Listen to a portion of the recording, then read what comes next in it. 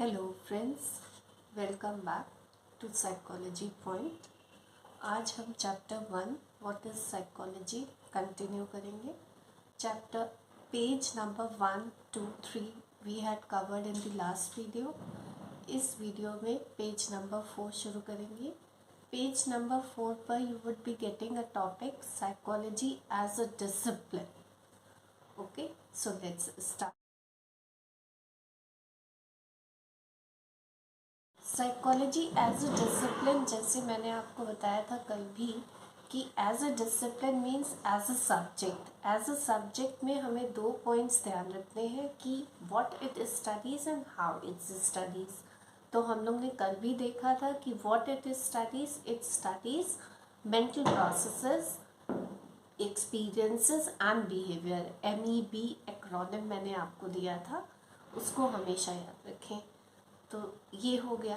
अब इसके अलावा क्या इसमें स्टडी किया जाता है? तो इसके अलावा जब आप NCERT की रीडिंग करेंगे तो उस पर आप देखेंगे कि साइकोलॉजिस्ट इसके अलावा माइंड की स्टडी करते हैं कि माइंड कैसे वर्क करता है और उसकी वर्किंग का इफ़ेक्ट कैसे हमारे बिहेवियर में रिफ्लेक्ट करता है। हाँ, अब मैं आपको आपकी बुक की लाइन एक पढ़ रही हूँ जो मैंने अभी एक्सप्लेन की है कि कैसे माइंड वर्क करता है और उस वर्किंग ऑफ द माइंड से हमारा बिहेवियर कैसे अफेक्ट होता है। ये भी साइकोलॉजिस्ट या साइकोलॉजी स्टडी करती है। ठीक, देखिए, it seeks to understand and explain how mind works and how different mental processes results in different behavior। ठीक, जो अभी मैंने पॉइंट आपको समझाया, इसका एक एग्जाम्पल भी ले लेते हैं। जैसे एक हैप्पी चाइल्ड स्कूल जाता है, स्कूल से घर आता है, उसमें स्कूल के सारे पॉजिटिव पॉइंट्स आकर अपनी मदर को बताता है। ठीक है, क्योंकि ही इज हैप्पी इनसाइड। एक sad child, may be child from the broken family, goes to school, comes back to school, will find that the school was not interesting। Sorry, मेरी आदत है थोड़ा इंग्लिश में, लेकिन हाँ, आप लोगों ने मुझे कहा है कि मैं हिंदी में ही वीडियोस बनाऊं ताकि आपको समझ में आए आसानी से। तो ये है कि जब वो स्कूल से घर आता है तो उसको, क्योंकि उसका माइंड इज डिस्टर्ब्ड, ओके, तो उसको स्कूल में भी ज़्यादा पॉजिटिव चीज़ें नहीं मिलती हैं। वो घर आकर भी आपको यही बताएगा कि मुझे बहुत रोना आया, मुझे ये स्कूल में मन नहीं लग रहा था, इस तरीके से। तो दैट मीन्स जो हमारे माइंड में चल रहा होता है that is reflected in the behaviour and it is studied in the behaviour. अभी हम आपको एक्सप्लेन कर रहे हैं कि साइकोलॉजी में किस चीज़ की स्टडी होती। ठीक, फिर इसके बाद है कि जब हम ऑब्जर्व करते हैं दूसरे को तो हमारा इंटरप्रिटेशन इन्फ्लुएंस होता है बिहेवियर के बारे में भी। अब डिफरेंट साइकोलॉजिस्ट ABC, हाँ, वो ऑब्जर्व करेंगे किसी चीज़ को, किसी भी फिनोमिनन को, तो उनका इंटरप्रिटेशन, व्यू पॉइंट्स डिफरेंट होगा। तो इससे क्या होगा बेटा, लास्ट वीडियो में भी मैंने सब्जेक्टिविटी की बात की थी। तो इससे क्या है, सब्जेक्ट मैटर में सब्जेक्टिविटी आ जाती है, लेकिन इसको कुछ हद तक कंट्रोल करने के लिए हम लोग साइंटिफिक मेथड यूज़ करते हैं। कुछ साइकोलॉजिस्ट कोई भी फिनोमिना, जैसे हमको स्टडी करना है किसी की प्रैक्टिस का इफ़ेक्ट लर्निंग पर पड़ता है कि नहीं। अब अगर हम ये एक्सपेरिमेंट अगर लैब कंडीशन में करें, हर चीज़ को कंट्रोल कर और हर एनवायरमेंटल वेरिएबल को, ऑर्गेनिज्मिक वेरिएबल जिसकी आगे हम चैप्टर 2 में बात करेंगे, उसको अगर हम सब कुछ कंट्रोल करें तो हमारे पास एक साइंटिफिक डेटा आएगा जिससे हमारी ये हाइपोथेसिस प्रूफ हो जाएगी। ठीक, तो इस तरीके से। अब लेकिन कुछ फिनोमिनन ही साइकोलॉजी में ऐसे हैं, साइकोलॉजी के स्फीयर में ऐसे हैं जिनको हम कंट्रोल नहीं कर सकते। अगर हम चाहते हैं कि पब्लिक ट्रांसपोर्ट में अगर हम किसी का बिहेवियर स्टडी करें तो उसको हम कहीं लैब में तो लाएंगे नहीं, तो उसको हमको वहीं का वहीं स्टडी करना पड़ेगा, तो उसमें थोड़ी सी सब्जेक्टिविटी आ जाती है। इसको साइकोलॉजिस्ट थोड़ा इग्नोर करके इसको मतलब we that is why I told you in my first video also कि हम 100% एक्यूरेसी से कोई चीज़ नहीं कहेंगे। साइकोलॉजी में 99% एक्यूरेसी से ही कहेंगे, 99.9% एक्यूरेसी से भी कह सकते हैं, लेकिन 100% एक्यूरेसी से नहीं कहेंगे, क्योंकि इंडिविजुअल डिफरेंसेस होते हैं और ह्यूमन बिहेवियर इतना कॉम्प्लेक्स होता है। ठीक, इसके अलावा आपको अब नेक्स्ट पॉइंट जो आपको किताब में मिलेगा कि others seek to explain the behavior from the point of view of experiencing person because they think that subjectivity is is necessary part of human experiences। जैसे मैंने बताया था कल भी कि experiences जो हैं हमारे और आपके different हैं, isn't it? और वो सब्जेक्ट मैटर है साइकोलॉजी का, तो इससे थोड़ी सब्जेक्टिविटी आती ही है साइकोलॉजी, इसको अभी ओवरकम नहीं कर पाए। और इसके अलावा आपको मिलेगा कि साइकोलॉजी हैज़ 2 पैरेलल डिसिप्लिन, अभी भी 2 पैरेलल स्ट्रीम्स रादर, कि अभी तक ये नहीं डिसाइड हो पा रहा है कि साइकोलॉजी नेचुरल साइंस है, ये डिबेटेबल है। ओके, कि साइकोलॉजी कम्प्लीटली नेचुरल साइंस है कि साइकोलॉजी कम्प्लीटली सोशल साइंस है। तो इसीलिए इसकी 2 पैरेलल स्ट्रीम्स ही हैं। और आपको पता जैसे कि ये जो सब्जेक्ट है ये ओपन है, कई यूनिवर्सिटीज़ इसको साइंस स्ट्रीम में रख रही हैं साइकोलॉजी को, और लाइक बीएससी आप कर सकते हो साइकोलॉजी से परस्यू कर सकते हो, और या आप एमए भी कर सकते हो साइकोलॉजी में। तो कुछ यूनिवर्सिटीज़ जो है कोर्सेज ऑफर कर रही है ह्यूमैनिटीज़ के अंदर और कुछ कर रही है साइंस के अंदर, इसी डिबेट के कारण। क्योंकि ये नेचुरल साइंस क्यों है, अब हम नेक्स्ट टॉपिक है हमारा psychology as a natural science. काफ़ी हद तक मैंने पेज 4 का ये topic psychology as a discipline cover कर दिया है। इसमें कोई भी कन्फ्यूजन हो आप कमेंट बॉक्स में मुझे लिखकर वो कन्फ्यूजन दूर कर सकते हैं। ठीक, तो अब हम बढ़ते हैं अपने नेक्स्ट टॉपिक पे, that is psychology as a natural science.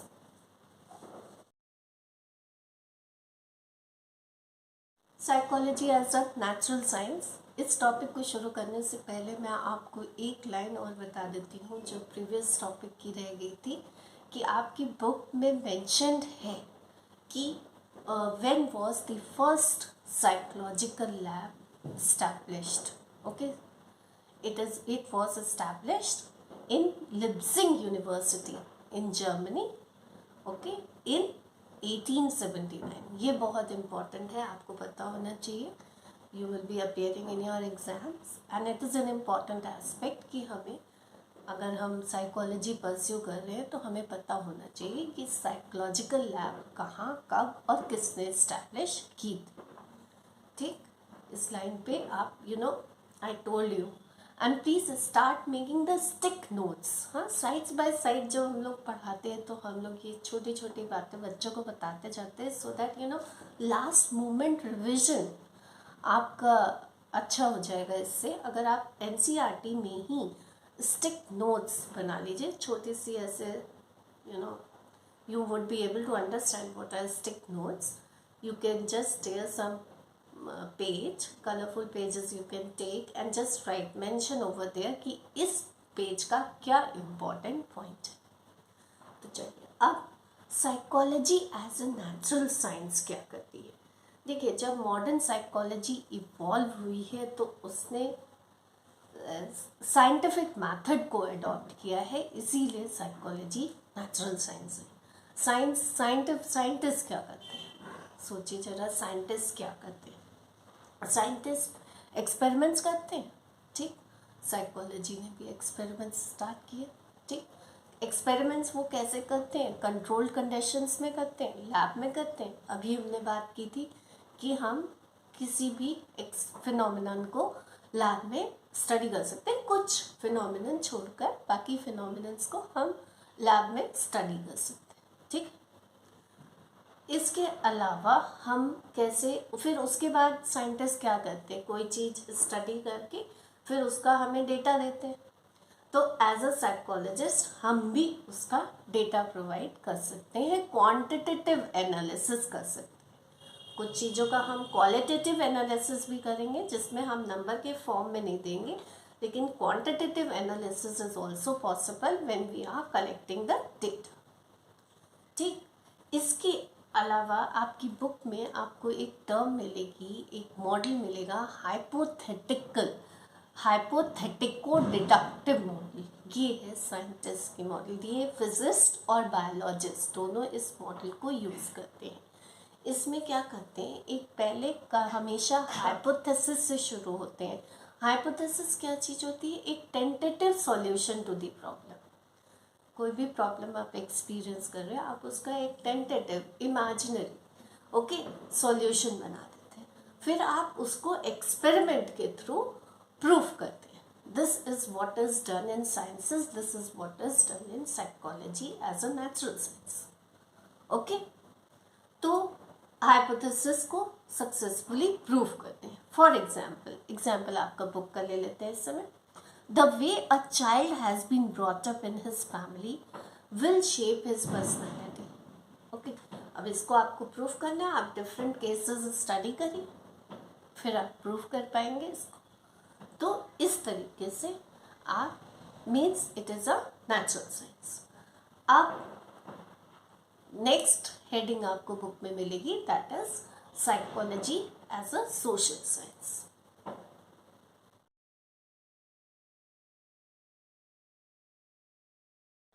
चलिए अब शुरू करते हैं, psychology as a social science. ठीक, psychology as a social science, it studies the behaviour of individual.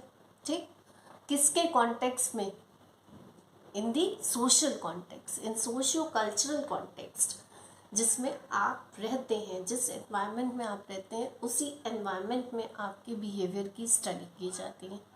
Okay, so in this term it is psychology is described as a social science as it focuses humans as social beings. It focuses on individual communities and their relation to socio-cultural and physical environment. ठीक, इसमें आपकी किताब में एक case study दी हुई है, रंजिता और शबनम। उस केस स्टडी को मैं यहाँ नहीं पढ़ रही हूँ पूरा, बट आप लोग ज़रूर रीड करिएगा और उसको समझिएगा कैसे इन दोनों बच्चों का एनवायरनमेंट डिफरेंट था और इनकी अपब्रिंगिंग। चलिए अब आज के लिए इतना ही, फिर मैं कल नेक्स्ट पेज कवर करूँगी। आज मैंने 2 पेज कवर करे, 4 and 5, नेक्स्ट वीडियोस, और कोशिश करूँगी। Your love has motivated me. yesterday, day before yesterday only I had posted the videos. At that time I was having 231 subscribers and now I have 240 subscribers. So your love motivated me to make this video very fast and I hope मैं आगे भी बार बार video बनाऊंगी। आप लोग comment section में अपने doubts पूछ सकते हैं एंड प्लीज़ डू, अगर आपको मेरा एक्सप्लेनेशन अच्छा लगा हो, समझ में आया हो, तो please do share it with your friends. Let them also take the benefit and also give me support. Thank you.